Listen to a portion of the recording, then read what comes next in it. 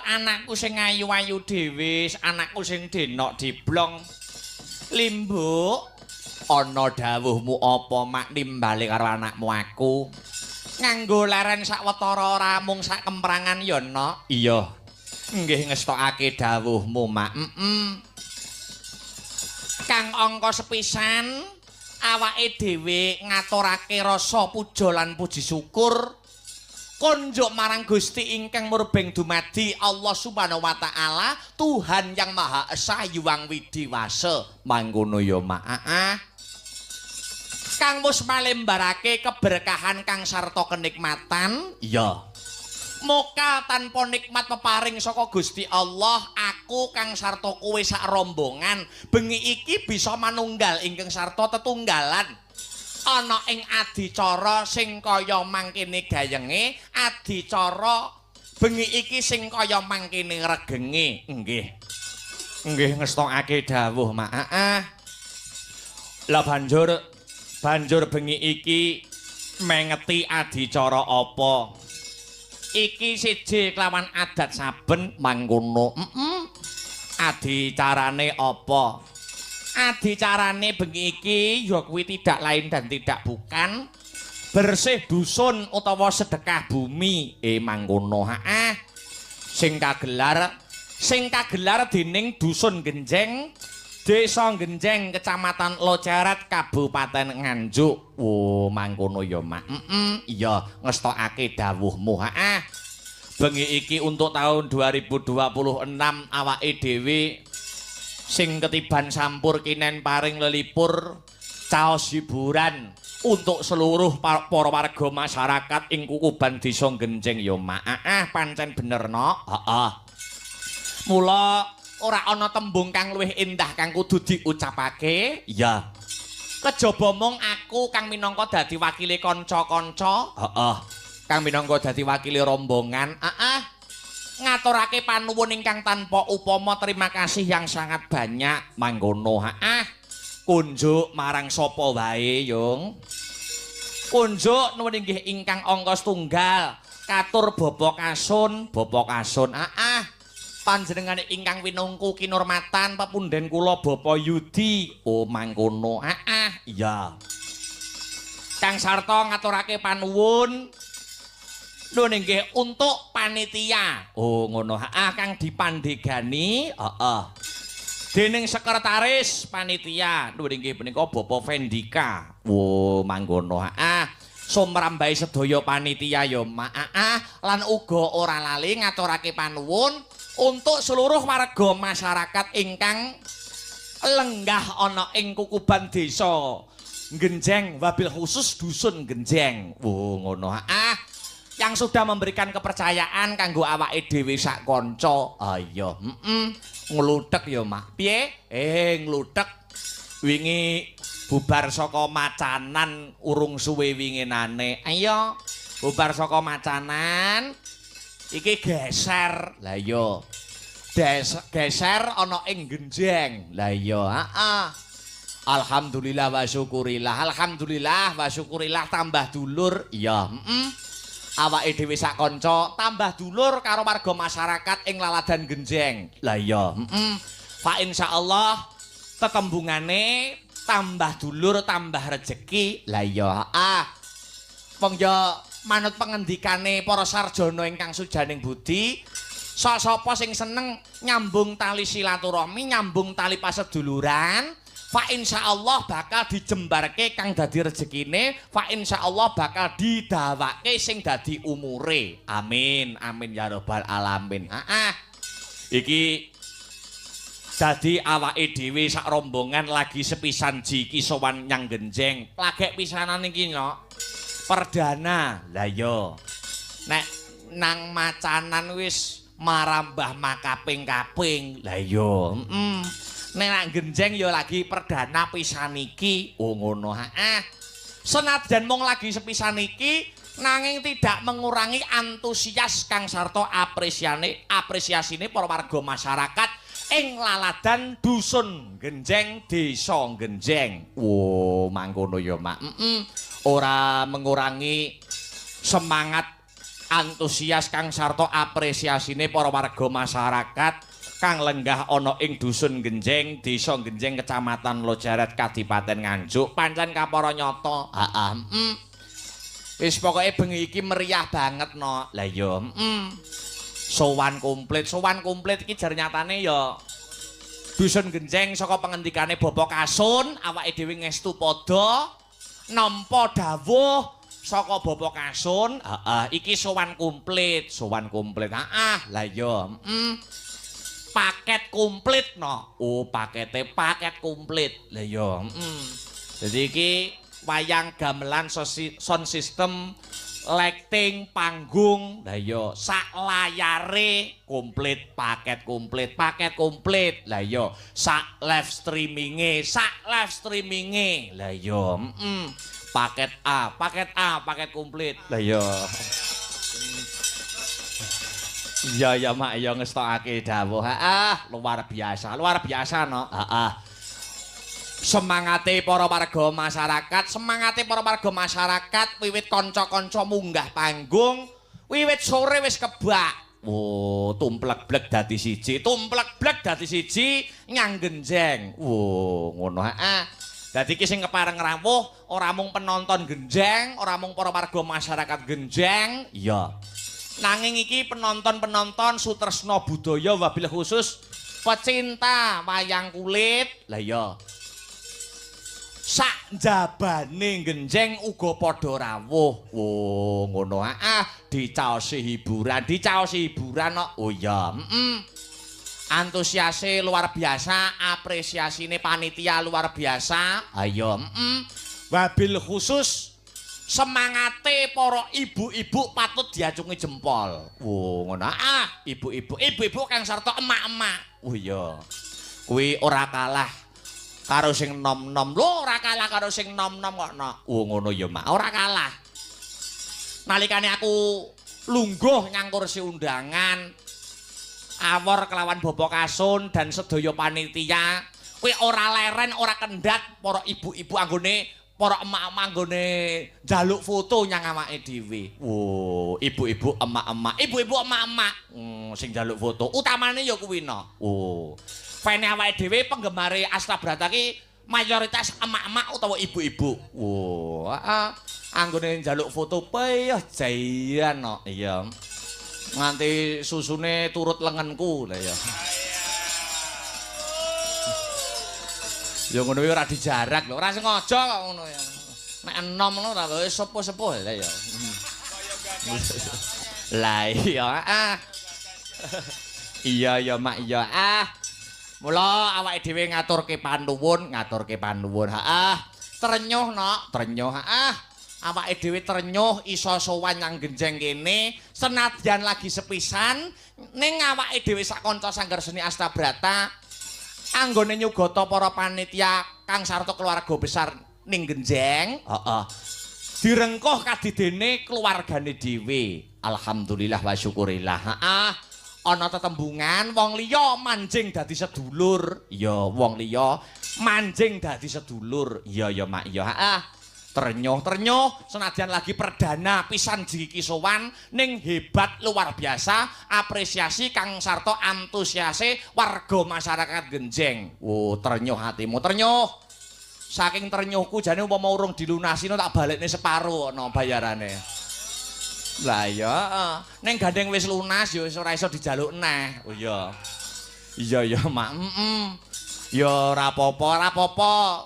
Mau aku wis ya ngobrol karo Bapak Kasun kang sarta para panitia fa insyaallah tahun ngarep iso dibaleni meneh. Lah iya, tahun ngarep digawe sing luwih meriah meneh, digawe sing luwih apik meneh. Dadi pendak tahun kudu ana peningkatan. Oh, ngono. Watone warga masyarakat angger dijaluki urunan aja angel-angel. Oh iya. Iya ya Mak. Ora, nek ora angel-angel terus ki meng ana sisane kas to. Lah iya, sisane kas nggo taun ngarep nggo tambah. Iya. Pokoke digawe sing luwih meriah. Lah iya, pokoknya targete tiap tahun kudu ana peningkatan. Kuwi jenenge visioner. Lah iya, Iya ya mak ya ngestokake dawuh. Ah, ora bisa matur akeh-akeh no, anakku limbuk. Ya. Sing baku awake dhewe aku Kang Sarta kowe sak kanca jurung pandonga. Wo ngono ya mak. Jurung pandonga iki puncak adicara bersih dusun Genjeng utawa sedekah bumi. Lah ya.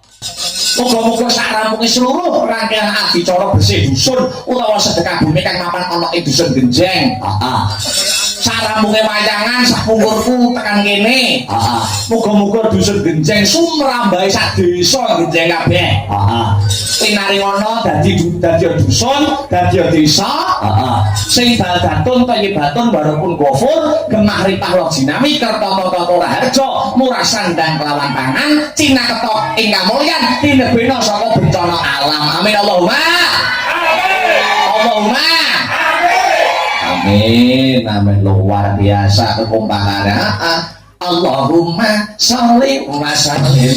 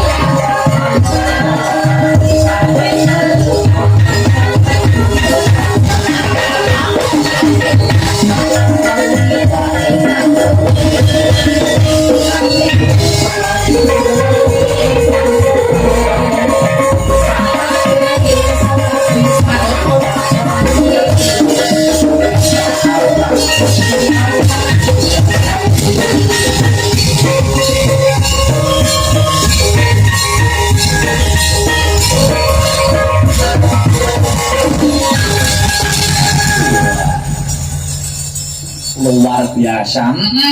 Tabuhane kanca-kanca Astabrata pendak dina pendak wulan pendak taun saya apik no. Wah.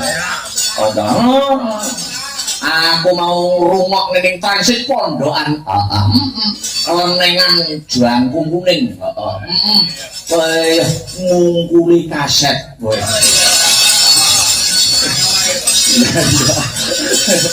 Lah ya nak madek nih.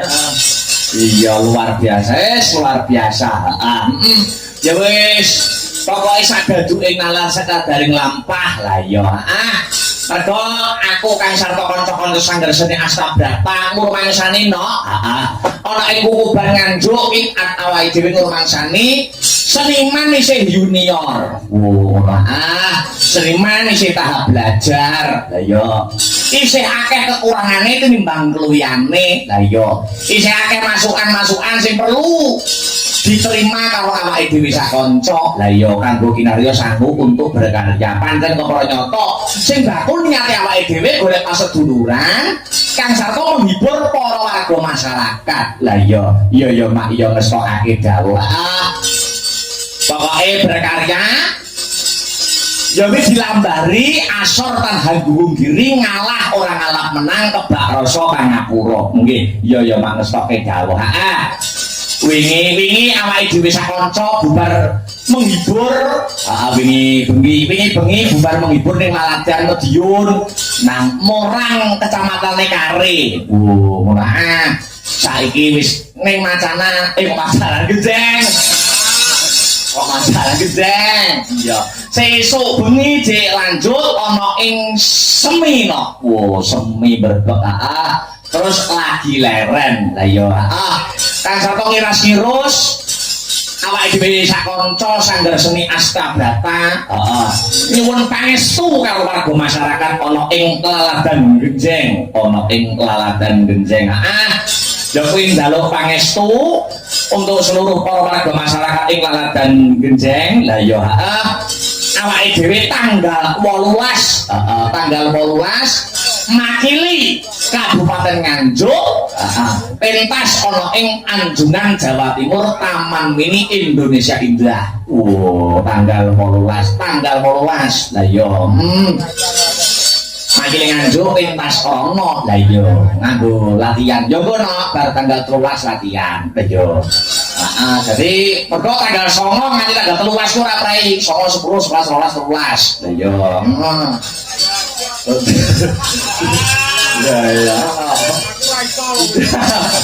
Mau agak ngolas apa wene latihan go sangu kanca-kanca ning TNI. Lah iya. Ya ngestokake dawuh. Ya dikendoni dhisik suasanane ya no. Ngono ya Mak. Dadi gegojekan Kang Sarto ngaturake tetembangan. Arep ngaturke aku pengen langgam mujiwatno. Ning dibawani lho dhisik. Ayo, sing kemarin bawa Mas Heru Linanta. Ayo, bawa dhisik mengko sisan sak langgame kanggo ngendoni swasana bengi iki. Monggo Mas Heru dipun sarirani Mas bawanipun. Ayo, monggo Mas. Suni Mas Mustika ning wang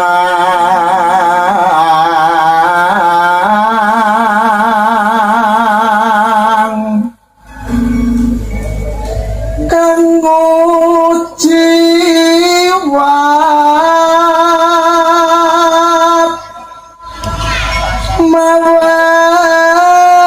rasa pen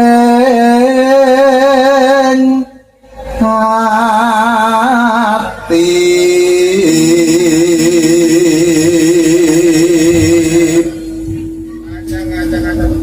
tetulunga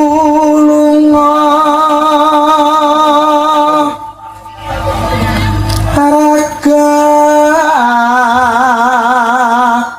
neng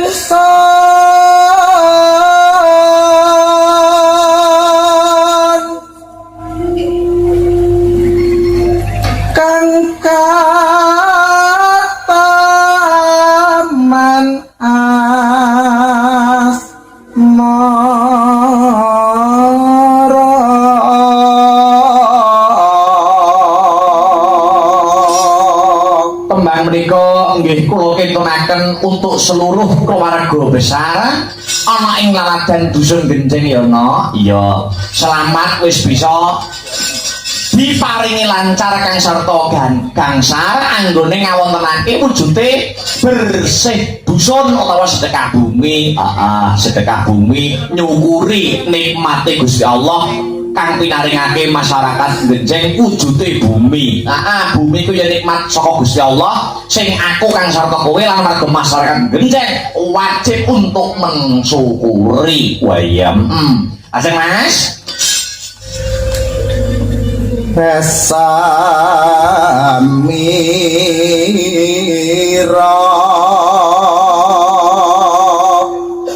nyirnake lumkrahlan lasu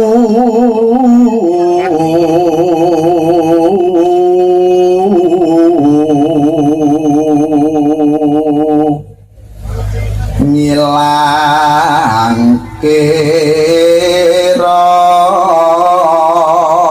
sokang samar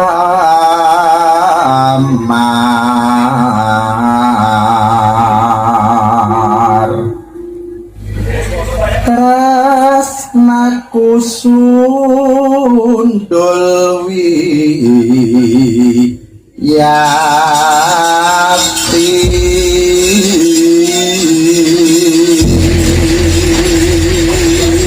sing ngaturke kaben nduk Yovika Listiaris maning luwih dhisik maca-maca pesan WhatsApp yang masuk no.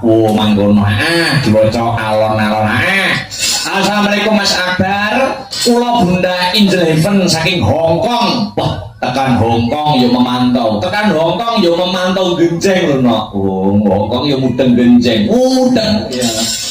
Alhamdulillah dalam sakit pepanggian malih lumantar channel Asta Brata Media wonten dalu menika dalam rangka bersih dusun Genjing, Desa Genjing, Kecamatan Lojarat, Kabupaten Nganjuk. Ayo salam ugi kagem keluarga besar Asta Brata, juga keluarga besar FMA Group, FMA kuwi fan militan Asta Brata. Sing selalu memonitor lumantar channel YouTube iki no. Sembah nuwun Mas Akbar, sehat-sehat selalu kagem kru Asta Brata sedayanipun. Ya, ana meneh. Assalamualaikum sugeng dalu Mas Akbar, mugi-mugi pagelaran dalu ing mangke lancar menawi kepareng nyuwun lagu Rengu. Iya. Lagu menika kagem sedaya keluarga besar FMA ugi pamirsa sedaya matur suwun. Saking kula Ibu Suharmi Azza saking Depok Jabar. Ngono ya Pak. Ora meneh. Sugeng dalu Mas Akbar Temanggung memonitor. Temanggung. Intun salam untuk keluarga FMA, semoga kompak dan Asta Brata tambah moncer. Soko Mas Jabrik Wahyu. Ono meneh. Wilujeng dalu Mas Akbar rombongan nacanan hadir. Iya. Wonten sor layar. Iya. Pagelaran dalu menika mantap luar biasa. Menika saking Bapak Haji. Ya. Matur nuwun Mbak Yovika, jumeneng Mbak, pelan-pelan tuduk. Ayo.